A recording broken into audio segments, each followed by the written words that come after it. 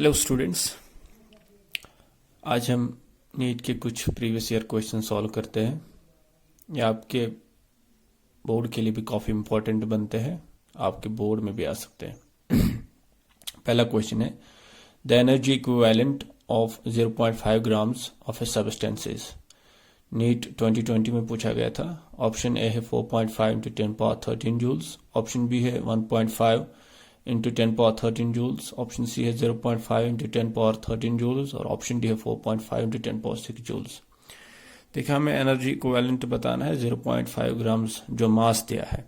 आपको पता है, अगर मैं यहाँ सोल्यूशन लिख लूँ, जो हमारे पास में थ्योरी ऑफ रिलेटिविटी से is equal to mc square equation बनती है, यानी mass is equivalent to energy and energy is equivalent to मास।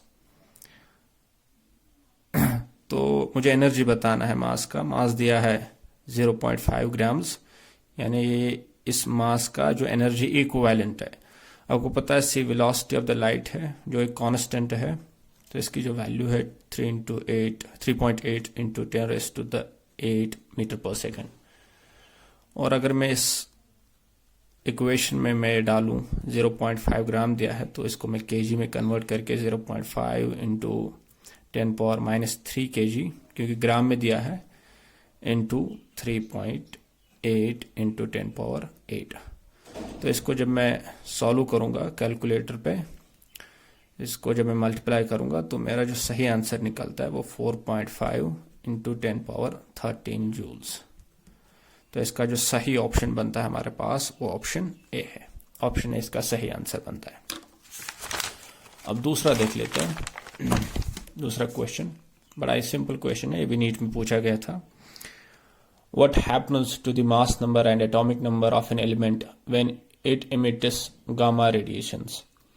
हमें बताना है एक एलिमेंट जब गामा रेडिएशन इमिट करता है तो उसके मास नंबर और एटॉमिक नंबर पे क्या फर्क पड़ता है।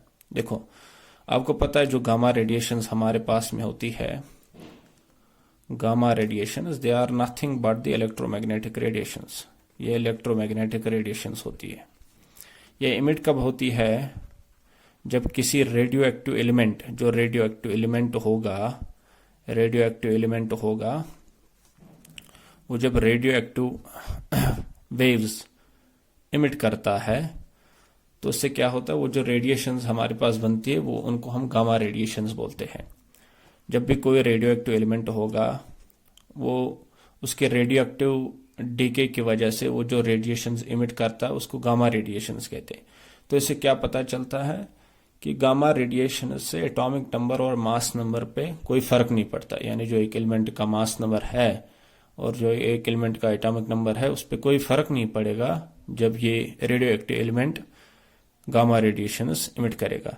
तो इसका जो सही ऑप्शन बनता है, ऑप्शन बी बनता है। Mass number and atomic number remains unchanged. तो ऑप्शन बी इसका सही आंसर है।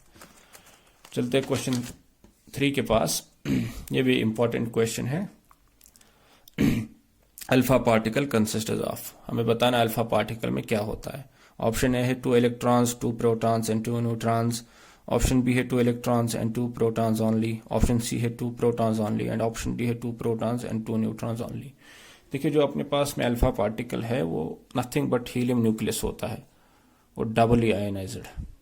डबली आयोनाइज्ड मतलब क्या हुआ, यानी जो अपना हीलियम होता है, नॉर्मल हीलियम, इसके पास में होते 2 प्रोटॉन और होते 2 इलेक्ट्रॉन और होते 2 न्यूट्रॉन, जो अपना नॉर्मल हीलियम होता है। तो अब क्या हुआ, ये जब डबली आयोनाइज होगा हीलियम 2 पॉजिटिव, तो ये 2 इलेक्ट्रॉन जो है, ये इनको लॉस करेगा। इनको क्या करेगा? लॉस। अब ये हीलियम 2 पॉजिटिव रह गया। It is nothing but A helium nucleus. Alpha particle is helium nucleus. तो जो अल्फा पार्टिकल बनता है, वो अपने पास हीलियम न्यूक्लियस बनता है। तो हीलियम न्यूक्लियस में इसने 2 इलेक्ट्रॉन तो लॉस किए, तो बचे क्या? 2 प्रोटॉन्स और 2 न्यूट्रॉन्स। तो इसका जो सही ऑप्शन बनता है, वो ऑप्शन डी हमारे पास में बनता है, 2 protons and 2 neutrons only. Thank you very much. Important MCQs आपके लिए।